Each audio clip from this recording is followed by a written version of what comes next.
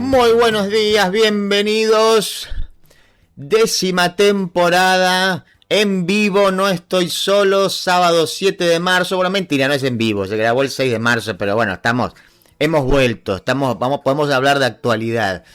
Mi nombre es Dante Palma, voy a estar aquí acompañándolos hasta las 11, como siempre durante estos últimos 10 años. Otra vez, en realidad, habría que hacer algunos asteriscos ahí. Quienes nos siguen desde el inicio saben distintos cambios que hemos hecho, desde nuestros inicios en Radio del Plata hasta ahora nuestro traspaso ya de hace unos cuantos años a la RZ y bueno, y también un poco a empezar a implementar estas boludeces que se ponen de moda, ¿no? Una especie de streaming, entonces mi canal de YouTube donde me van a ver a mí hablando, bueno, en fin, nos vamos ayornando un poquito a los tiempos. No lo quiero hacer muy largo, pues yo también, ¿viste? Empieza la cosa medio lacrimógena y nostálgica, y empecemos a nombrar gente. Bueno, no, a mí me interesa el presente y futuro. Sin embargo, sí, naturalmente, tengo que, bueno, por lo pronto mandarle y dedicarle este programa a mi gran amigo y socio con el cual creamos este proyecto, que es Juanjo Agüero, que anduvo además con un problemita de salud, que se está recuperando bien. Así que, bueno, este programa, vamos a dedicar el mes, vamos a hacer un mes Juanjo Agüero para su pronta recuperación y tenerlo aquí presente, teléfono en mano, como siempre, el señor Agüero. Así que, eso, le mandamos un abrazo grande y justo me parecía que en esta apertura de la 10ª temporada bien valía la pena recordar que, bueno, esto fue algo que hicimos juntos, ahí medio una...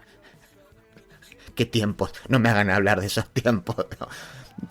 Un año difícil, digamos, esto se nos empezó a ocurrir allá a finales de 2016, difícil para el país, difícil para Juanjo Agüero, difícil para mí por distintas razones. Y dijimos, ¿y qué tal si no armamos esto? Y mandamos todo a la concha de su madre.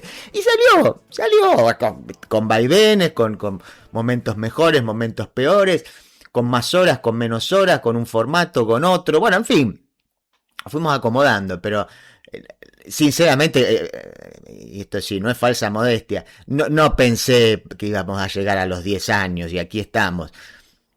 Tendremos 11, 12, yo no lo sé, quizás este es el último. Siempre es más complicado, no me gusta hacer de esto una llorería.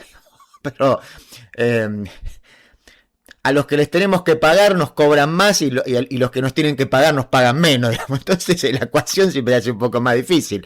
Pero hay voluntad y hay deseo, ¿no? Entonces, esas son dos potencias que es difícil derribar. También hay racionalidad, la racionalidad a veces te dice, che, mirá, esto no se puede sostener, ni con voluntad ni con deseo, ¿no? Así que, bueno, uno siempre está ahí negociando consigo mismo, pero en principio, otra vez, salvo que no pase ninguna cosa, pasa algo muy, muy raro, vamos a estar aquí cumplimentando la 10ª temporada, y no me voy a extender mucho hoy porque justamente quise arrancar con un programa potente, o sea, con contenidos extensos. La estructura es la de siempre, una hora de programa que pueden escuchar por www.youtube.com/palmadante.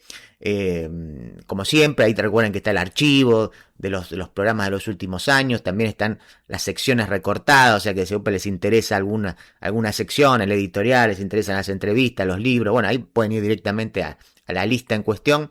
Siempre les pido que se suscriban y eso, ¿no? Como hacemos los últimos años.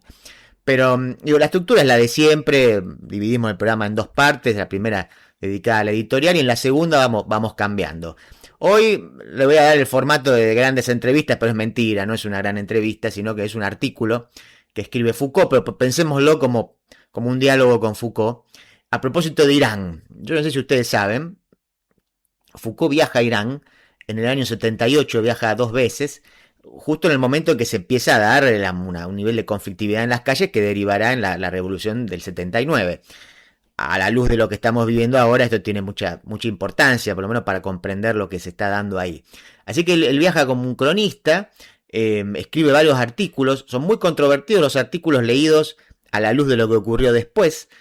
Hay muchas críticas al propio Foucault, como diciendo Foucault, tus libros son maravillosos, pero acá, cuando tuviste que bajar al periodismo y hacer análisis político puntual, no la viste.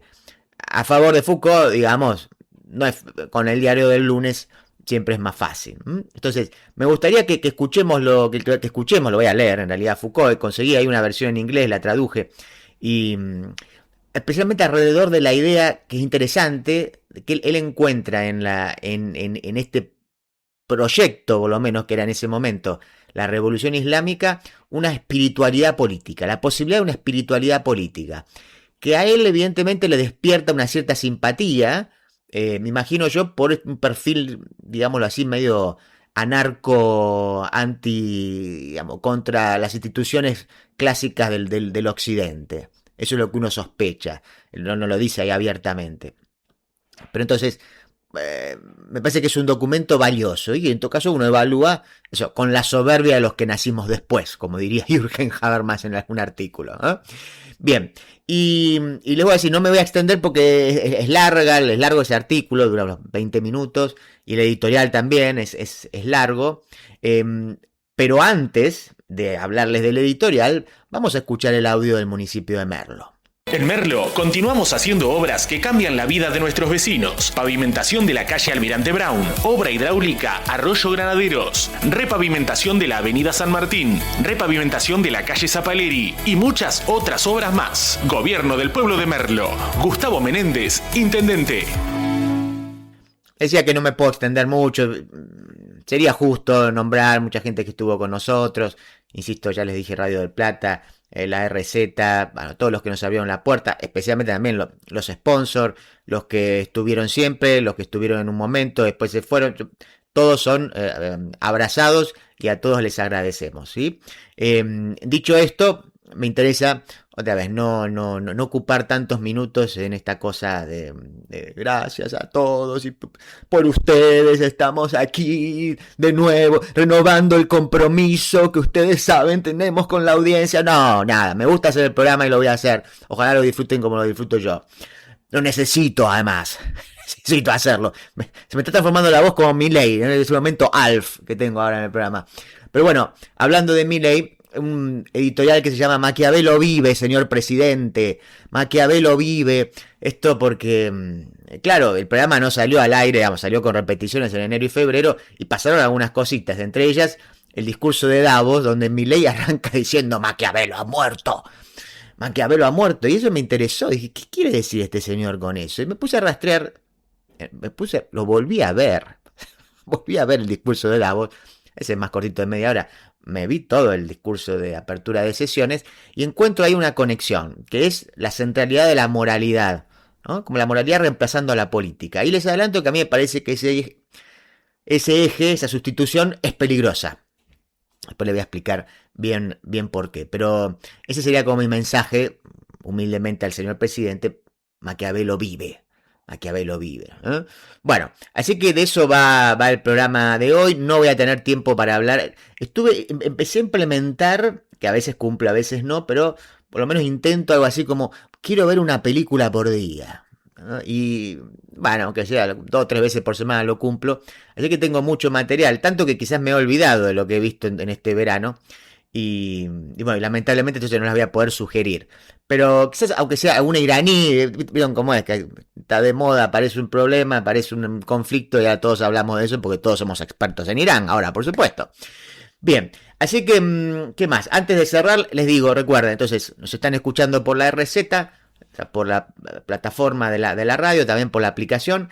Nos escuchan también a través de mi página personal en YouTube. Recuerden www.youtube.com/palmadante. Hay redes sociales, no estoy solo Facebook, no-estoy-solo en Twitter, no estoy solo radio en Instagram. Me pueden mandar un mail personal, danteblog@gmail.com. Blog se escribe con B larga, L-O-G, danteblog@gmail.com. Pueden opinar, comentarme cosas, pedirme, Dante, ¿dónde viste esa película? Pasame el link. Lo hacemos, no hay problema. Y bueno, y creo que nada más, ¿no? Sí, mandarles saludos, obviamente, a todos ustedes, ahora sí, fuera de broma, que están del otro lado y que le dan un sentido, porque hablar solo cuesta. y hacer un poco referencia a este no estoy solo, ¿no? Efectivamente, si no estoy solo es porque ustedes están del otro lado. A veces estoy bastante solo también, ¿no? Eso es cierto, pero en general me acompañan, lo sé que me acompañan y se los agradezco. Ahora sí, entonces, escuchemos el audio del municipio de José Cepaz y nos metemos de lleno con el editorial de hoy. Maquiavelo vive, señor presidente. En José Cepaz, la obra pública no se detiene. Estamos construyendo las nuevas sedes de la Secretaría de Salud y Secretaría de Desarrollo Social con fondos y mano de obra municipal. Seguimos sumando infraestructura en nuestro distrito. José Cepaz crece. Tributo por seguridad e higiene, vencimiento 31 de marzo. Tributo por conservación de la vía pública, primer vencimiento 9 de marzo. Segundo vencimiento 23 de marzo. Pedí tu recibo por WhatsApp al 113-878-9504. Municipalidad de José Cepaz.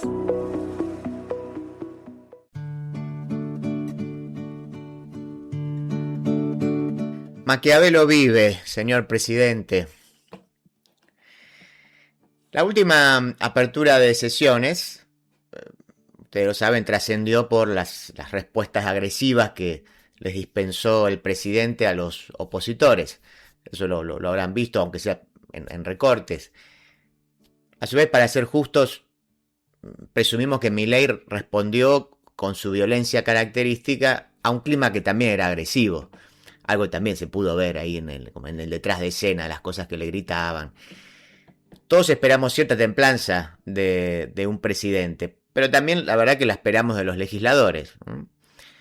Si el presidente, en todo caso, aprovechó su micrófono para fustigar sin que se oyeran las respuestas, también hay que decir que no pocos legisladores utilizaron la escena para hacer sus performances como buenos militantes de redes que son. Dicho esto, que sinceramente no es lo más importante, como suele ocurrir en la Argentina, el énfasis estuvo puesto en las malas formas y no en el contenido del discurso, que fue en la misma línea, no sé si ustedes lo notaron, de la intervención que le había hecho en enero en Davos. O por lo menos en lo que tendría que ser o lo que sería el espíritu, ya que claramente el registro y las audiencias eran distintas, ¿no? Pero el espíritu del contenido del discurso era el mismo, por lo menos esa es la hipótesis que me interesa acá desarrollar. Asimismo, si nos enfocamos en la estructura del discurso, vamos a hacerlo como un profesor que evalúa los primeros pasos del alumno, habría que decir que en ambos discursos, el de Davos y el de la apertura de sesiones, adolecieron del mismo defecto. Es decir, la idea principal es enunciada al inicio, lo cual está muy bien, y luego se pierde como en disquisiciones y en un desfile, diríamos casi algo infantil, de citas sueltas de muchos autores, ¿no? Como suelen hacer los universitarios que recién comienzan y pretenden simular lecturas que no tienen. Todos lo hemos hecho, ¿no? Por cierto. El de Davos, yo no sé si ustedes se acuerdan, pero fue un gran comienzo, fue un gran comienzo, o sea, muy estimulante, aunque a su vez uno podría decir como necrológica era algo extemporánea, porque arrancó diciendo Maquiavelo ha muerto. Maquiavelo ha muerto. A su vez, en el del 1 de marzo, en ese discurso, al principio, digamos, entre los primeros minutos, él anuncia, hace una afirmación también muy potente y dice: la moral como política de Estado. La moral como política de Estado. Yo creo que entonces ahí hay una conexión entre los dos discursos. Además, hasta podría ser bastante coherente porque hay muy poca diferencia. Hay algo así como un mes y pico entre uno y otro. Dado que, repito, ambos discursos estuvieron mal estructurados y lamentablemente no se retomaron al final estas ideas, nos aventuramos acá a deducir su significado y a arriesgar que hay una continuidad entre ellos. Eso es lo que me interesa probar. Entonces, digamos que suponemos que cuando el presidente afirma que Maquiavelo ha muerto, quiere decir que ha llegado el momento de volver a asociar la moral con la política. Eso es lo que yo entiendo que él quiere decir con Maquiavelo ha muerto. Volver a asociar la moral con la política. Como ustedes saben, cualquier versión de manual indicaría que el gran aporte de Maquiavelo, aquel que para algunos significó el nacimiento de la ciencia política como disciplina, bla, bla, bla, bla, fue romper con 2000 años de filosofía que desde Platón entendían que el buen gobernante era aquel que se manejaba con virtud y conociendo el bien y gobernaba con justicia, etc.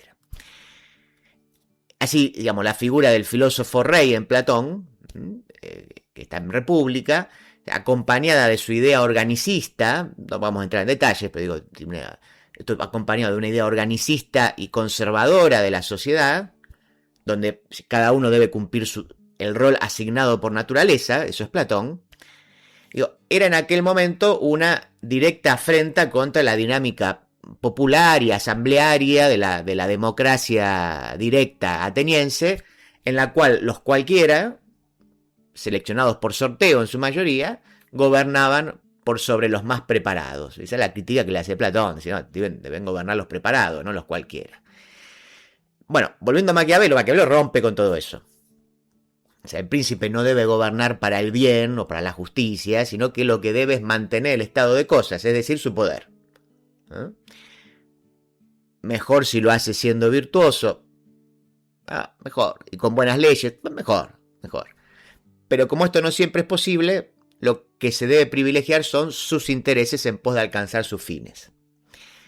De hecho, Maquiavelo redefine la virtud para indicar que lo que hace al príncipe efectivamente virtuoso no es actuar siempre guiado por las virtudes clásicas, por lo menos, sino adquirir, esto es fabuloso, una flexibilidad moral. Me gusta eso.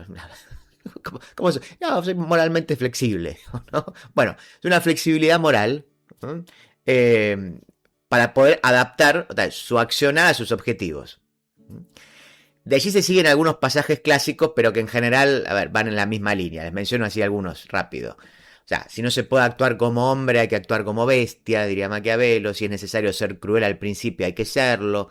Será bueno ser temido y amado, pero si hay que elegir, es preferible sobre todo ser temido. Bueno, en fin, algunas definiciones clásicas. Por supuesto que Maquiavelo es más complejo, pero digamos que en cualquier manual introductorio, la primera imagen con la que se lo asocia es esta que dio lugar al adjetivo de lo maquiavélico, ¿no? Esto es maquiavélico. Dado que Milei es bastante afecto a las lecturas binarias, digamos, muy poco sutiles, es probable que entonces trace un paralelo. Estoy imaginando, son suposiciones, porque no, tampoco lo aclara. Él nos contó que Maquiavelo había muerto, pero entonces es probable que trace un paralelo entre Maquiavelo y la política como terreno de la inmoralidad. De lo cual se sigue que el Maquiavelo ha muerto equivaldría a algo así como el fin de la política.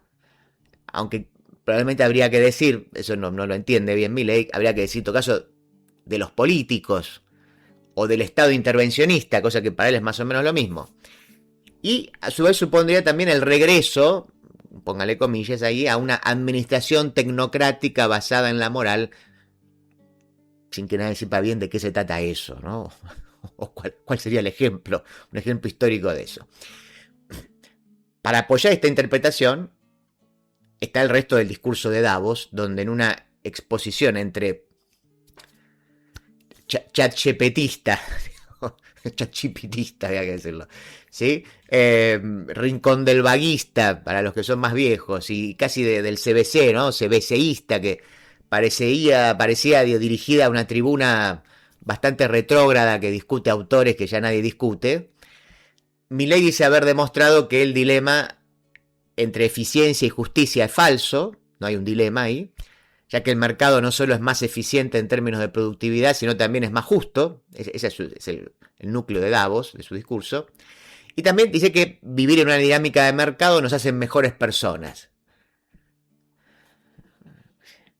Bueno, de aquí que entendamos que hay una continuidad con el discurso de la apertura de sesiones, porque allí se habla de la moral como política de Estado, lo que les decía hace un ratito, lo cual, en efecto argumentativo de pendiente resbaladiza pseudo-silogismo, no sé, podría verse más o menos así. Yo se los reconstruyo así.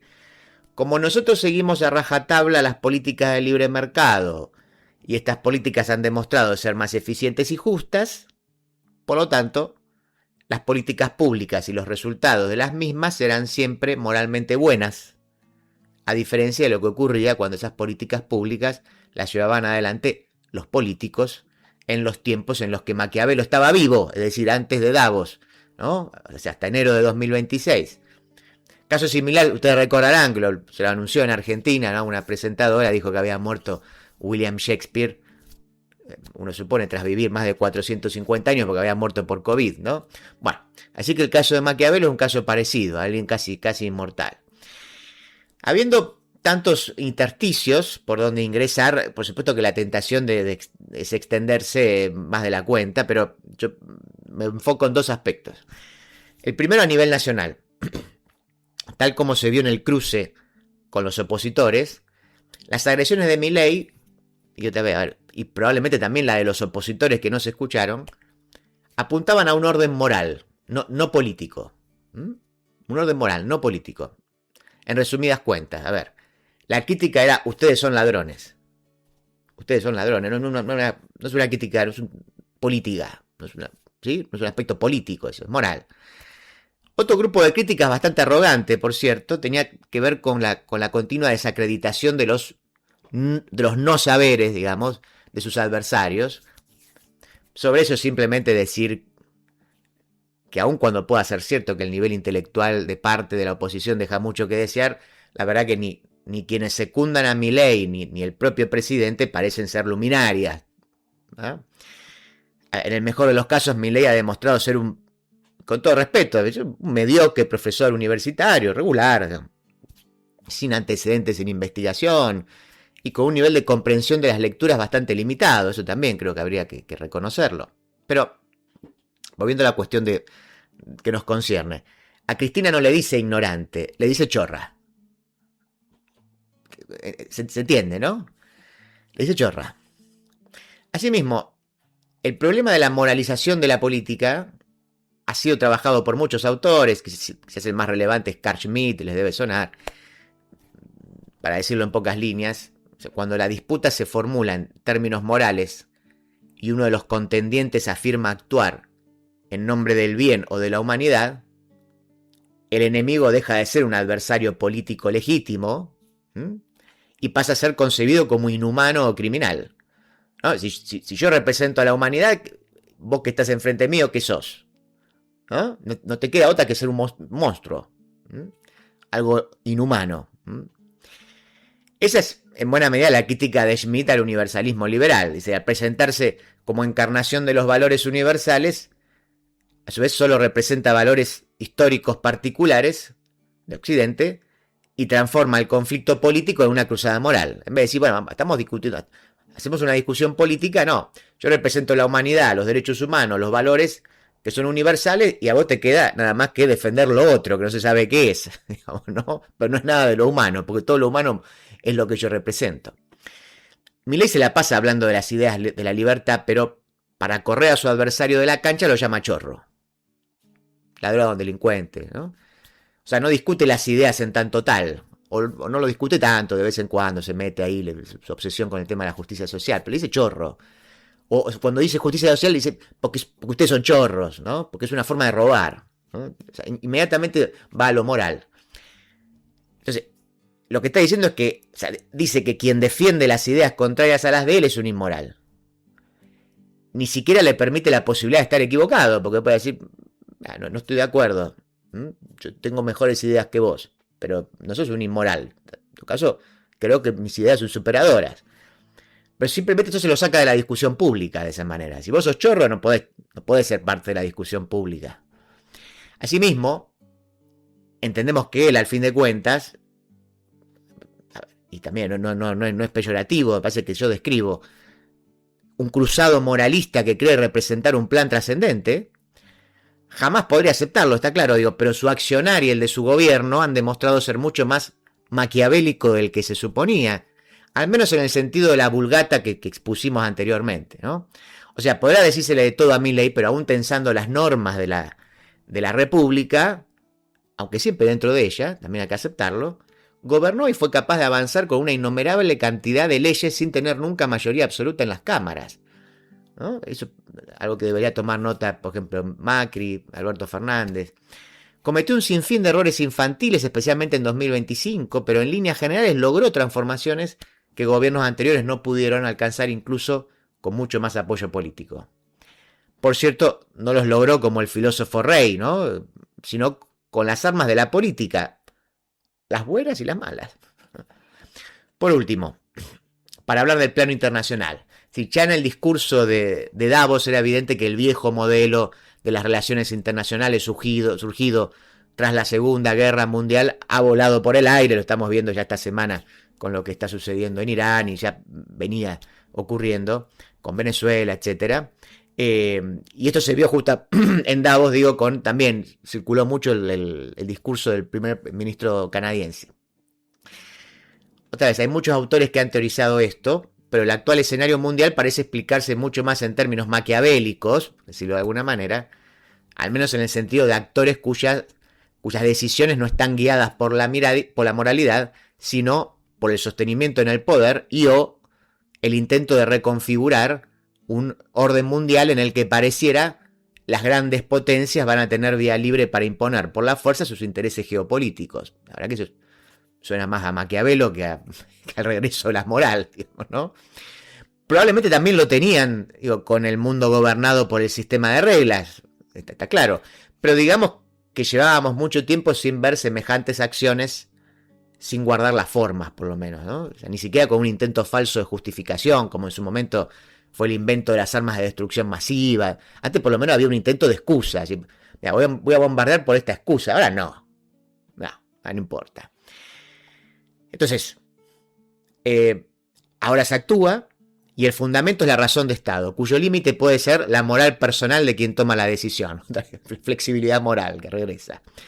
Este es un tiempo inestable e incierto, pero sin duda menos hipócrita que el inmediatamente anterior. Creo que eso no hay duda.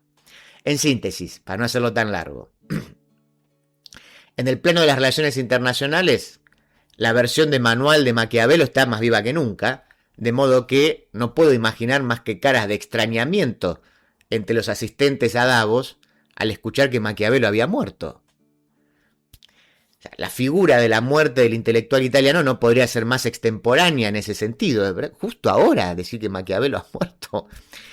Por otra parte, en el plano interno, la presunta muerte del autor del Príncipe no solo contradice los modos en que astutamente la administración Milei ha logrado salir a flote, sino que sería una mala noticia para la democracia, porque los conflictos se deben dirimir políticamente, a veces de manera maquiavélica.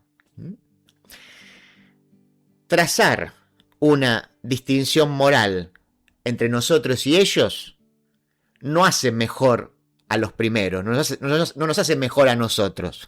Más bien, pareciera, solo pretende la eliminación de los segundos. Ya llega el Carnaval de la Región 2026.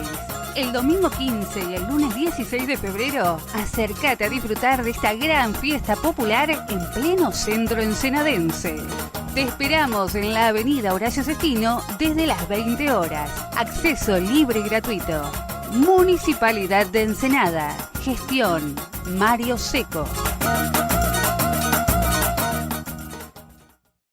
De la tierra del buen vino nace Finca El Recuerdo. Una propuesta elegante, semidulce y amable, con la identidad del Malbec argentino. Finca El Recuerdo. Desde Mendoza, dándole identidad a tu mesa. Granja Las Delicias de Marta. Pollos, patos, conejos, pavitas, pollos grandes criados a maíz. Todos realmente de granja. Encontranos en Rivadavia 8351, puesto 85, Mercado Vélez Arfiel. Pedidos al 4671-7079. Ahora también aceptamos tarjetas de crédito.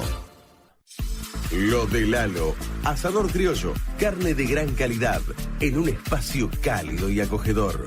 Reservas al 4701-5993, www.lodelalo.com.ar, Avenida Congreso 2011, esquina O'Higgins. Buenos Aires, todo conectado. Ahora moverte en la ciudad de Buenos Aires es mucho más simple. En el subte y en los colectivos podés pagar con tu celular, con QR, con tarjetas de débito y crédito. Sin vueltas, sin perder tiempo, siempre conectado. Conoce más en buenosaires.gov.ar/movilidad. Buenos Aires Ciudad. En Berazategui, la Feria Municipal Emprender ofrece productos berazateguenses artesanales, de diseño y decoración, para regalar o regalarse. Conoce la agenda completa en berazategui.gov.ar/emprender. Berazategui Municipalidad. Carlos Valor, Intendente Municipal. Juan José Musi, siempre.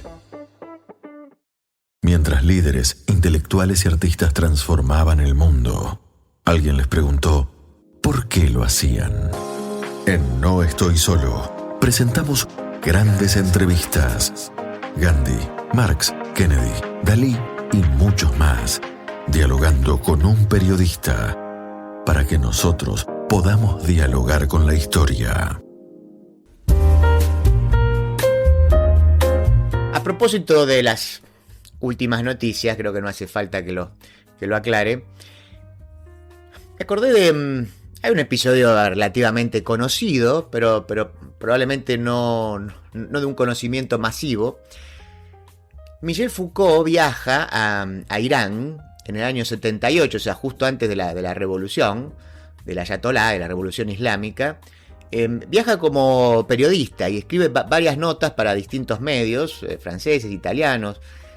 Y eso dio lugar incluso hay algunas publicaciones, hay libros donde se recopilan esos artículos. Después también hay libros críticos que recuperan algunas de esas entrevistas y tratan de reflexionar acerca de la mirada que tenía Foucault. Esto fue muy criticado porque, vamos a decirlo así, lo presento muy fácil. Ahora vamos con más detenimiento, pero no, Foucault se muere algunos años después, ¿no? 5 o 6 años después se muere, pero visto a la distancia, lo cual siempre es bastante injusto con el diario del lunes evaluar, pero visto a la distancia, la mirada de Foucault parecería bastante naif respecto de lo que estaba por venir, ¿no? Por supuesto que esto también hay que pensarlo en el contexto de la época, pensarlo a ver cuáles son los enemigos que tiene Foucault. Bien, pero entonces busqué algunos, no es fácil encontrarlos en castellano, por lo menos online. Encontré ahí una versión, si ves una versión en inglés, si ves una traducción, o sea, puede haber algún error, ¿no? Eso lo aclaro, puede haber alguna imprecisión. Pero al principio está bien, si no lo utilizaría, claramente. Así que bueno, me hice como una pequeña introducción, digamos, para que ustedes tengan algo más de información. Y después les voy a leer uno de esos artículos que se llama ¿Con qué sueñan los iraníes? ¿Con qué sueñan los iraníes? Un artículo sí, más o menos extenso de diario de la época, ¿no? Les decía entonces que en 1978, en pleno auge de las movilizaciones contra el régimen de lo que era el Shah, ¿no?, de Reza Pahlavi, Foucault viaja a Irán como corresponsal del semanario de Le Nouvel Observateur. Realiza 2 viajes en septiembre y noviembre del 78 durante los meses decisivos. Recuerden que después la revolución es al otro año. Allí recorrió Teherán y Qom, que está ahí cerquita. Ahora que estamos viendo todo el tiempo el mapa lo van a encontrar. Entrevistó a religiosos, estudiantes, opositores, observó de primera mano las manifestaciones masivas contra el régimen. Sus crónicas, que yo les decía, también fueron publicadas en el Corriere de la Sera, por ejemplo, intentaron comprender la singularidad del movimiento iraní, al que él describió como portador de una posible, esto siempre circula, ¿no?, como lo más escandaloso, porque dice, yo encontré acá una espiritualidad política. Una espiritualidad política. Foucault se mostró particularmente interesado en el papel del Islam chiita y en la figura del Ayatollah Khomeini, que en ese momento estaba exiliado en París. Tras el triunfo de la Revolución Islámica en el 79, bueno, sus textos se generaron fuertes controversias en Europa, donde se lo acusó de haber sido ingenuo frente al rumbo autoritario del nuevo régimen. Sin embargo, estos viajes marcaron un momento clave en su reflexión sobre la relación entre la política, la subjetividad, la religión. Bueno, eso como introducción mía. Veamos ahora lo que es el artículo en sí, ¿eh? Así que esto no es una entrevista, nada. Es Foucault escribiendo para un diario. Insisto, encontré una versión en inglés que la traduje al español. Empieza como con una cita. Dice, ellos nunca nos soltarán por su propia voluntad, no más de lo que lo hicieron en Vietnam. Ahí termina. Dice, yo quería responder que están aún menos dispuestos a soltarlos que en Vietnam, debido al petróleo, debido a Medio Oriente. Hoy parecen dispuestos, después de Camp David, a conceder el Líbano a la dominación siria y por lo tanto a la influencia soviética. Pero ¿estaría Estados Unidos dispuesto a privarse de una posición que, según las circunstancias, le permitiría intervenir desde el este o supervisar la paz? ¿Empujarán los estadounidenses al Shah hacia una nueva prueba de fuerza, un segundo Viernes Negro? Recuerden que el Viernes Negro fue una masacre bajo ley marcial contra los protestantes que hizo el Shah, ¿no? La reanudación de clases en la universidad, las recientes huelgas, los disturbios que comienzan nuevamente y las festividades religiosas del próximo mes podrían crear tal oportunidad. El hombre de la mano de hierro es Moghadam, el actual jefe de la SAVAK, ¿no? La SAVAK era el servicio de inteligencia del Shah. Este es el plan de respaldo. O sea, fíjense, él está mirando obviamente qué está pasando con Estados Unidos. Otra vez, a la luz de a la distancia, con el diario del lunes es más fácil entender algunas cosas, pero está viendo ahí, bueno, es el rol que tiene Estados Unidos, cómo está jugando en complicidad, obviamente, con el Shah, ¿no? Recuerden a ver todo lo que fue después la revolución islámica, no es solamente una revolución religiosa, sino que es nacionalista, antiimperialista, anticolonialista, en nombre de contra la humillación de Estados Unidos, esa línea. Entonces, continúa con Foucault. Dice, este es el plan de respaldo que por el momento no es ni el más deseable ni el más probable. Sería incierto. Aunque se podría contar con algunos generales, no está claro si se podría contar con el ejército. Desde cierto punto de vista sería inútil, pues no existe una amenaza comunista. Recuerden también, una de las hipótesis era que la Unión Soviética podía avanzar ahí, ¿no? Y tomar ahí como colonia, si querés, de facto a Irán. Dice, no desde el exterior, ya que desde hace 25 años se acordó que la Unión Soviética no pondría la mano sobre Irán. Y no desde el interior, porque el odio hacia los estadounidenses es igualado solo por el temor hacia los soviéticos. El odio hacia los estadounidenses es igualado solo por el temor hacia los soviéticos.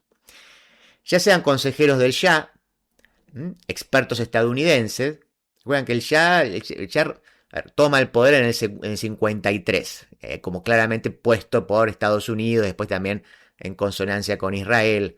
Así que contra eso es la revolución. Si ya sean consejeros del Shah, expertos estadounidenses, tecnócratas del régimen o grupos de la oposición política, sea el Frente Nacional o hombres más orientados al socialismo, durante estas últimas semanas todos han coincidido, con mayor o menor buena disposición, en intentar una liberalización interna acelerada, o en dejar que ocurra. Por el momento el modelo español es el favorito de la dirigencia política. ¿Es adaptable a Irán? Hay muchos problemas técnicos. Hay cuestiones de calendario. ¿Ahora o más tarde? ¿Después de otro incidente violento? Hay cuestiones de personas. ¿Con o sin el Shah? ¿Quizás con el hijo? ¿Con la esposa? ¿No está ya desgastado el ex primer ministro Amini, el viejo diplomático designado para conducir la operación? Bueno, pregunta, digamos, una nota más bien política y de actualidad también. Ahora se va a meter igual más con la cuestión de fondo esta de la espiritualidad política, que es más interesante. Hay como un subtítulo que sería El Rey el Santo ahí. Continúa Foucault. Dice, existen sin embargo diferencias sustanciales entre Irán y España. El fracaso del desarrollo económico en Irán impidió que se sentaran las bases de un régimen liberal, moderno y occidentalizado. En su lugar surgió un inmenso movimiento desde abajo, que explotó este año y sacudió a los partidos políticos que lentamente se estaban reconstituyendo. Este movimiento acaba de lanzar a 500.000 de hombres a la calle de Teherán frente a ametralladoras y tanques. No solo gritaban muerte al Shah, sino también Islam, Islam, Khomeini, te seguiremos, e incluso Khomeini rey. La situación en Irán puede comprenderse como una gran justa bajo emblemas tradicionales, los del rey el santo, el gobernante armado y el exiliado desposeído, el déspota frente al hombre que se levanta con las manos desnudas y es aclamado por un pueblo. Esta imagen tiene su propio poder, pero también remite a una realidad a la que millones de muertos acaban de suscribirse. La idea de una liberalización rápida, sin ruptura, en la estructura del poder, presupone que el movimiento desde abajo está siendo integrado en el sistema o neutralizado. Aquí primero hay que discernir hasta dónde y cómo pretende llegar el movimiento. Sin embargo, ayer en París, donde había buscado refugio, y a pesar de muchas presiones, el ayatolá Khomeini lo echó todo a perder, entre comillas, pone Foucault, lo echó todo a perder. ¿Por qué? porque se envió un llamamiento a los estudiantes, pero también se dirigió a la comunidad musulmana y al ejército, pidiéndoles que se opusieran, en nombre del Corán y del nacionalismo, a estos compromisos sobre elecciones, constitución, etc. ¿Está teniendo un lugar una división largamente prevista dentro de la oposición al Shah? Los políticos de la oposición intentan tranquilizar. Es bueno, dicen. Khomeini, al elevar la apuesta, nos fortalece frente al Shah y frente a los estadounidenses, dicen los opositores al Shah. Además, su nombre es solo un grito de movilización, pues no tiene programa. Otra vez, con el diario del lunes la cosa cambió. No olviden que desde el 63 los partidos políticos han estado amordazados. Por ahora nos agrupamos en torno a Khomeini, pero una vez abolida la dictadura, toda esta niebla se disipará. La política auténtica tomará el mando y pronto olvidaremos al viejo predicador. Pero toda la agitación de este fin de semana alrededor de la residencia apenas clandestina del ayatolá en los suburbios de París, así como el ir y venir de iraníes importantes, contradecía ese optimismo algo apresurado. Todo probaba que se creía que en el poder de esa misteriosa corriente que fluía entre un anciano exiliado desde hace 15 años y su pueblo que invocaba su nombre. La naturaleza de esta corriente me ha intrigado desde que supe de ella hace algunos meses, y debo confesar que estaba un poco cansado de oír a tantos expertos ingeniosos repetir: sabemos lo que no quieren, pero todavía no saben lo que quieren. ¿Qué quieren? Con esa única pregunta recorrí las calles de Teherán y Qom en los días inmediatamente posteriores a los disturbios. ¿Qué quieren? Me cuidé de no formularla a políticos profesionales. Preferí mantener conversaciones, a veces prolongadas, con dirigentes religiosos, estudiantes, intelectuales interesados en los problemas del Islam, y también con antiguos guerrilleros que habían abandonado la lucha armada en el 76 para trabajar de una manera totalmente diferente dentro de la sociedad tradicional. ¿Qué quieren?, continúa preguntándose Foucault. Durante toda mi estancia en Irán no oí ni una sola vez la palabra revolución, pero 4 de cada 5 veces alguien respondía: quiero un gobierno islámico. No fue una sorpresa. El ayatolá Khomeini ya había dado esa respuesta lapidaria a los periodistas y seguía siendo la respuesta. ¿Qué significa exactamente esto en un país como Irán, que tiene una gran mayoría musulmana, pero que no es ni árabe ni suní, y que, por lo tanto, es menos susceptible que otros al pan-islamismo o al pan-arabismo? En efecto, el Islam chiita presenta una serie de características que probablemente confieren al deseo de un gobierno islámico una coloración particular. En cuanto a su organización, existe una ausencia de jerarquía en el clero, una cierta independencia de los líderes religiosos entre sí, pero también una dependencia, incluso financiera, respecto de quienes los escuchan, y una importancia concedida a la autoridad puramente espiritual. El papel, a la vez de eco y de guía, que el clero debe desempeñar para mantener su influencia, de eso se trata la organización. En cuanto a la doctrina chiita, existe el principio de que la verdad no fue completada ni sellada por el último profeta. Recuerden que esa es como la gran diferencia entre sunitas y chiitas. Después de Mahoma comienza otro ciclo de revelación, el ciclo inacabado de los imanes, quienes a través de sus palabras, su ejemplo y también su martirio, portan una luz, siempre la misma y siempre cambiante. Es esa luz la que puede iluminar la ley desde el interior. Esta no está hecha solo para ser conservada, sino también para liberar con el tiempo el sentido espiritual que contiene. Aunque invisible antes de su retorno prometido, el 12º imán no está ni radical ni fatalmente ausente. Son las propias personas quienes lo hacen volver, en la medida en que la verdad a la que despiertan las ilumina aún más. Se dice a menudo que para el chiismo todo poder es malo si no es el poder del imán. Como vemos, las cosas son mucho más complejas. Esto es lo que me dijo el ayatolá Shariatmadari, espero pronunciarlo bien, en los primeros minutos de nuestro encuentro. Dice: esperemos el retorno del imán, lo que no significa que renunciemos a la posibilidad de un buen gobierno. Es también lo que ustedes, los cristianos, intentan alcanzar, aunque estén esperando el juicio final. Como para dar mayor autenticidad a sus palabras, el ayatolá estaba rodeado de varios miembros del Comité de Derechos Humanos en Irán cuando me recibió. Una cosa debe quedar clara: por gobierno islámico nadie en Irán entiende un régimen político en el que los clérigos desempeñen un papel de supervisión o control. A mí, dice Foucault, la expresión gobierno islámico me pareció apuntar a dos órdenes de cosas. En primer lugar, dice, una utopía. Me dijeron algunos, dice, sin ninguna intención peyorativa. Un ideal, me dijeron la mayoría. En cualquier caso es algo muy antiguo y también muy proyectado hacia el futuro. Una noción de volver a lo que fue el Islam en tiempos del profeta, pero también de avanzar hacia un punto luminoso y distante donde sería posible renovar la fidelidad en lugar de mantener la obediencia. En la búsqueda de este ideal me pareció esencial la desconfianza hacia el legalismo, junto con una fe en la creatividad del Islam. Eso fue algo que también fue criticado, esta desconfianza hacia el legalismo. ¿Qué significa? ¿Qué es lo que le estimula ahí de Foucault? Digamos, ¿qué está pensando ahí? Una autoridad religiosa me explicó que sería necesario un largo trabajo por parte de expertos civiles y religiosos, sabios y creyentes, para arrojar luz sobre todos los problemas a los que el Corán nunca pretendió dar una respuesta precisa. Pero pueden encontrarse aquí algunas orientaciones generales. El Islam valora el trabajo. Nadie puede ser privado del fruto de su labor. Lo que debe pertenecer a todos, el agua, el subsuelo, no debe ser apropiado por nadie. Esto también, a la luz de lo que está ocurriendo, tiene un sentido. En cuanto a las libertades, serán respetadas en la medida en que su ejercicio no perjudique a otros. Las minorías serán protegidas y libres de vivir como deseen, con la condición de no dañar a la mayoría.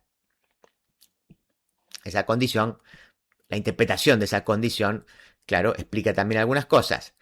Entre hombres y mujeres no habrá desigualdad en cuanto a derechos, sino diferencia, puesto que existe una diferencia natural. También, cómo interpretar esa diferencia natural en la práctica es controversial. En el ámbito político, las decisiones deben tomarse por mayoría. Los dirigentes deben ser responsables ante el pueblo, y cada persona, como lo establece el Corán, debe poder levantarse y exigir cuentas a quien gobierna. Se dice con frecuencia que las definiciones de un gobierno islámico son imprecisas. Por el contrario, dice Foucault, a mí me parecieron tener una claridad familiar, aunque debo decirlo, no demasiado tranquilizadora. Son fórmulas básicas de la democracia, sea burguesa o revolucionaria, dije. Desde el siglo XVIII no hemos dejado de repetirlas y ustedes saben a dónde han conducido, que sigue diciendo Foucault. Por eso digo, tengan en cuenta cuál es la mirada que tiene Foucault sobre el modelo republicano, liberal, ¿no?, que él encuentra ahí desde el siglo XVIII. Pero recibí de inmediato la siguiente respuesta. Respondieron, el Corán las había anunciado mucho antes que sus filósofos, y si el occidente cristiano e industrializado perdió su sentido, el Islam sabrá conservar su valor y su eficacia. Cuando los iraníes hablan de gobierno islámico, cuando bajo la amenaza de las balas lo convierten en consigna callejera, cuando rechazan en su nombre, quizás al riesgo de un baño de sangre, los acuerdos negociados por partidos y políticos, tienen en mente otras cosas que esas fórmulas venidas de todas partes y de ninguna. También tienen otras cosas en el corazón. Creo que están pensando en una realidad que les es muy cercana, puesto que ellos mismos son sus agentes activos. Se trata ante todo de un movimiento que apunta a dar un papel permanente en la vida política a las estructuras tradicionales de la sociedad islámica. Un gobierno islámico es aquello que permitirá la actividad continua de los miles de centros políticos que han surgido en las mezquitas y comunidades religiosas para resistir al régimen del Shah. Me dieron un ejemplo. Hace 10 años un terremoto golpeó Ferdous. Toda la ciudad tuvo que ser reconstruida, pero como el plan elegido no satisfacía a la mayoría de los campesinos y pequeños artesanos, se separaron. Bajo la dirección de un líder religioso, fundaron su ciudad un poco más lejos. Reunieron fondos en toda la región. Eligieron colectivamente los lugares donde instalarse, organizaron el suministro de agua y cooperativas, llamaron a su ciudad Islamiyeh. El terremoto había sido una oportunidad para utilizar las estructuras religiosas no solo como centros de resistencia, sino también como fuentes de creación política. Esto es lo que se sueña cuando se habla de gobierno islámico. Hay un último, creo, sí, es un último subtítulo que se llama El presente invisible. Vamos a ir cerrando. Pero también se sueña con otro movimiento, inverso y complementario del primero, dice Foucault. Uno que permitiría introducir una dimensión espiritual en la vida política, para que no sea, como siempre, un obstáculo para la espiritualidad, sino más bien su receptáculo, su ocasión y su fermento. Aquí encontramos una sombra que hoy atraviesa toda la vida política y religiosa en Irán, la de Ali Shariati, cuya muerte hace 2 años le otorgó esa posición tan privilegiada en el chiismo, la del presente invisible, la del ausente siempre presente. Shariati murió en el 77, fue como un intelectual y sociólogo iraní que desempeñó un papel decisivo en la formación ideológica de la revolución islámica. Aparentemente, o lo que se dice es que él busca reinterpretar el Islam chiita como una fuerza revolucionaria de justicia social, igualdad y lucha contra la opresión, y por eso ahí Foucault lo menciona. Durante sus estudios en Europa, Shariati, proveniente de un medio religioso, estuvo en contacto con dirigentes de la revolución argelina, con diversos movimientos cristianos de izquierda y con toda una corriente de socialismo no marxista. Asistió a los cursos de Gurvich, se conocía la obra de Fanon y de Massignon, regresó a Mashdad, donde enseñó que el verdadero sentido del chiismo no debía buscarse en una religión institucionalizada desde el siglo XVII, sino en los sermones de justicia social e igualdad ya predicados por el primer imán. Esa es la parte como que le interesa a Foucault, evidentemente. Dice, su suerte fue que la persecución lo obligó a ir a Teherán y a enseñar fuera de la universidad en una sala preparada para él bajo la protección de una mezquita. Allí se dirigió a un público que era el suyo y que pronto se contaba por miles. Creo que evidentemente este espíritu desinstitucionalizado de Shariati es el que lo estimula a Foucault en esa lógica medio anarco que él tenía. Pero que me perdí. Bueno, es un público que se contaba por miles. Estudiantes, mulás, intelectuales, gente modesta del barrio del Bazar y personas llegadas de las provincias. Shariati murió como un mártir, perseguido y con sus libros prohibidos. Se entregó cuando arrestaron a su padre en su lugar. Tras 1 año de prisión y poco después de haber partido al exilio, murió en circunstancias que muy pocos aceptan como naturales. Todos entienden que no murió naturalmente. El otro día, en la gran manifestación de Teherán, el nombre de Shariati fue el único que se corrió, además del de Khomeini. Y ahora sí, el último subtítulo, me equivoqué antes. Los inventores del Estado, esta es la última página. No me siento cómodo hablando del gobierno islámico como una idea o incluso como un ideal. Más bien me impresionó como una forma de voluntad política. Me impresionó en su esfuerzo por politizar estructuras inseparablemente sociales y religiosas en respuesta a problemas actuales. También me impresionó en su intento de abrir una dimensión espiritual en la política. A corto plazo, esta voluntad política plantea 2 preguntas. ¿Es lo suficientemente intensa ahora y es su determinación suficientemente clara como para impedir una solución amini, lo que habíamos mencionado antes, o sea, aceptable para el Shah, recomendada por potencias extranjeras, orientada a un régimen parlamentario al estilo occidental y que privilegiaría la religión islámica? A ver, salvando la distancia, esta podría ser una pregunta válida para hoy, ¿no? En términos generales. ¿Existe esa salida? ¿No? ¿Está esta voluntad política, una segunda pregunta, ¿está esta voluntad política lo bastante profundamente arraigada como para convertirse en un factor permanente de la vida política iraní? ¿O se disipará como una nube cuando el cielo de la realidad política se haya despejado y podamos hablar de programas, partidos, constitución, planes, etcétera? Bueno, el tiempo dio una respuesta también. Respecto a lo de la voluntad política, dice, hay 2 preguntas que me conciernen aún más profundamente. Una se refiere a Irán y a su destino peculiar. Persia inventó el Estado en los albores de la historia y dio sus modelos al Islam. Sus administradores integraron el califato, pero de ese mismo Islam extrajo una religión que dio a su pueblo recursos infinitos para resistir al poder estatal.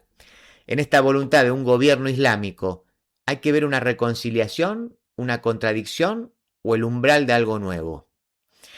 La otra pregunta concierne a este pequeño rincón de la Tierra cuyo suelo, tanto en la superficie como en el subsuelo, tiene una importancia estratégica global. Para quienes habitan esta Tierra, ¿qué sentido tiene buscar, incluso al precio de sus propias vidas, algo cuya posibilidad hemos olvidado desde el Renacimiento y la gran crisis del cristianismo? Esto es, una espiritualidad política. ¿No? O sea, ¿qué importancia, qué sentido tiene buscar, dice, una espiritualidad política para esta gente? ¿No? Dice, ya oigo reír a los franceses ante esta pregunta, pero sé que se equivocan. Y así termina. Así termina la nota, que se publica en octubre de 1978 en Le Nouvel Observateur.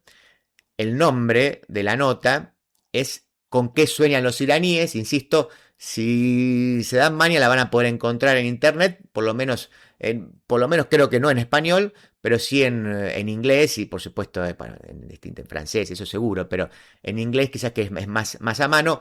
Yo intenté ahí una traducción que espero que haya salido lo suficientemente bien y espero también que la hayan disfrutado. Lo de Lalo, asador criollo, carne de gran calidad, en un espacio cálido y acogedor. Reservas al 4701-5993, www.lodelalo.com.ar, Avenida Congreso 2011, esquina O'Higgins. Toma yerba mate Titraijú. La yerba generosa, elaborada en barbacoa, 100% natural, libre de agrotóxicos y apta para celíacos. Además, tomando yerba mate Titraijú, ayudas a las familias yerbateras de Oberá, aportando al logro de la soberanía alimentaria.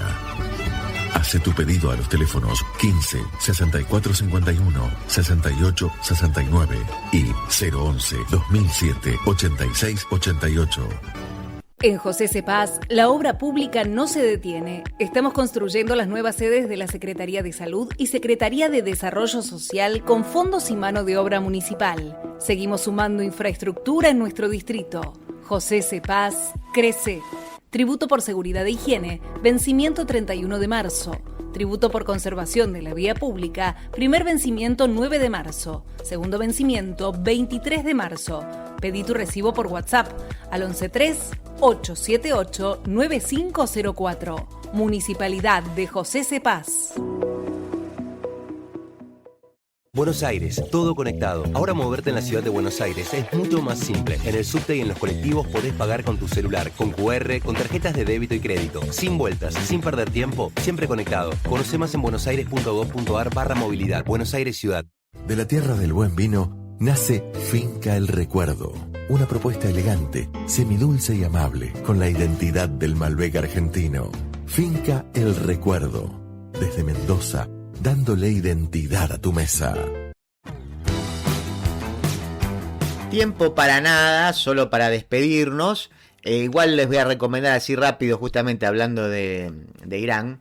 Ahí estoy pensando que con esto, con el nombre del editorial de Maquiavelo vive, señor presidente, claro, me parezco a Nelson Castro, ¿no? Claro, era señor presidente, me Nelson Castricé. Bueno, en fin, no importa, olvídenlo. Una recomendación que tengo. Estuve viendo justamente, y había sido de casualidad, porque esto fue en enero, creo, cuando salió la película. Un simple accidente, una película iraní de un director llamado Jafar Panahi, la verdad que no sé si se pronuncia así, se escribe Panahi con una H ahí, antes de la I. Y que es un director muy reconocido, además opositor al régimen, cosa que pagó con la cárcel, con tener que muchas veces trabajar casi en la clandestinidad. Yo vi un simple accidente, que es la última y que es fabulosa, y además habla bastante de la situación del régimen iraní, de las persecuciones, las torturas, y no le voy a contar el detalle porque sería revelar mucho. Una estructura parecida, digamos, a una película que alguna vez vi, creo que era sobre el caso de Chile, y si no me equivoco era Sigourney Weaver la protagonista. Se lo digo así rápido ya. Casualmente, varios años después, digamos, un grupo de gente que había sido torturada y perseguida por el régimen, y que habían sido torturados con los ojos vendados, o sea, sin poder ver a sus torturadores, de repente en un taller mecánico escuchan la voz y una referencia al que sería presuntamente su torturador. Pero claro, como nunca lo habían visto, está la duda, ¿no? Y no les cuento más. A ver qué sucede con esa relación que se establece con ese presunto torturador que reaparece ahí. Ese es el eje. Está muy muy bien esa película. Un simple accidente. Y la otra, que es menor, me parece, al lado de esta, de Panahi, que vi esta semana, es Taxi Teherán, que es así, una especie de docuficción donde está él mismo manejando un taxi por Teherán, y que van pasando un montón de cosas que muestran parte de cómo funciona la sociedad iraní. Así que bueno, les recomiendo esas dos. Escuchemos juntos ahora el audio del municipio de Berazategui. en Berazategui. La Feria Municipal Emprender ofrece productos berazateguenses artesanales, de diseño y decoración, para regalar o regalarse. Conoce la agenda completa en berazategui.gov.ar/emprender. Berazategui Municipalidad. Carlos Valor, Intendente Municipal. Juan José Musi, siempre. Antes de despedirme, recuerden, escuchen el programa en www.youtube.com/palmadante, suscríbanse, pongan ahí la campanita, todo eso es gratis. Y si además quieren hacer una suscripción, puede ser mensual, desde 2.000 pesos, o quieren hacer una colaboración única por la cantidad de dinero que ustedes quieran, desde 100 pesos, pueden hacerla, es bienvenido, ayuda. El canal no tiene sponsor, no se sostiene gracias a mi buena voluntad y a mi deseo. Así que cualquier cosa de eso ayuda. También hay cursos disponibles que tienen un costo muy, muy básico. Si les interesa, me escriben a danteblog@gmail, o no tengo tiempo de contarles. Va a haber nuevos cursos, espero, este año, así que ya se los contaré. Y voy a agradecer también de paso a Daniel Franco, que es un amigo de la casa y siempre nos acerca invitaciones al teatro, a distintas actividades culturales. Hoy no es la excepción, nos mandó un audio de amigos que escuchan el programa y que quieren que nuestros oyentes también oigan de qué va, digamos, cuáles son las nuevas propuestas que tenemos. Vamos a escucharlo juntos. Hola, quiero saludar a Dante y a todos los oyentes de No Estoy Solo. Mi nombre es Belén Santos y quiero contarles e invitarlos a ver Silencio de Hembra. Es un unipersonal que estreno el domingo 8 de marzo a las 18 horas en el Tadrón, en el marco de los 30 años que cumple este año la sala, con Herminia Gensencián como directora de la obra y de este maravilloso espacio. Es una obra que denuncia esos silencios intrafamiliares que llevamos en el cuerpo durante años. Un teatro multidisciplinar en el que el cuerpo es movimiento, palabra, música y dolor. Un cuerpo que lucha entre el secreto y la libertad.